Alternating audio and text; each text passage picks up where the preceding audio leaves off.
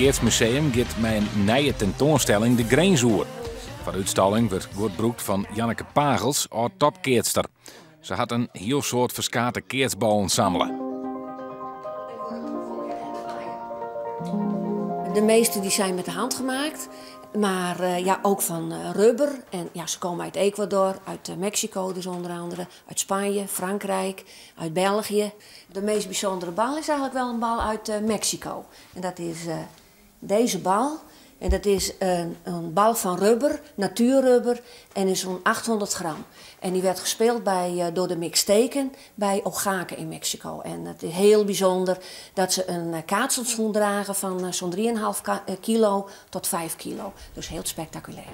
Die voetbal die kan ik ook wel even pakken. Nou, dat is inderdaad zo groot als een voetbal. Het is van Boulogne-Point en dat wordt gespeeld in Amiens, ook in Noord-Frankrijk.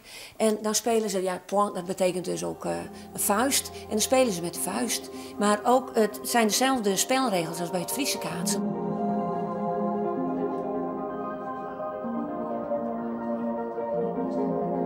Pagels had ik haar hele keertspostzegelcollectie bij het museum gebracht.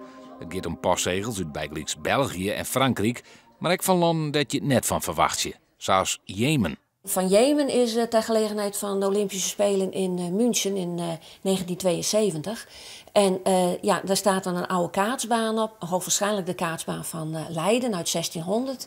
En het kaatsen is eigenlijk de voorloper van het tennis. Dus dan hebben ze een stukje historie afgebeeld op de postzegel. Het is een vrij specialistisch spul. Er zijn net een soort mensen die deze ballen al die jaren hebben. Ze binnen er natuurlijk overal wel, maar ze binnen ons in één collectie. En de bezoekers die hier komen, die kunnen zien wat voor ballen als ze in andere keersgebieden gebruiken om hun sport te beoefenen.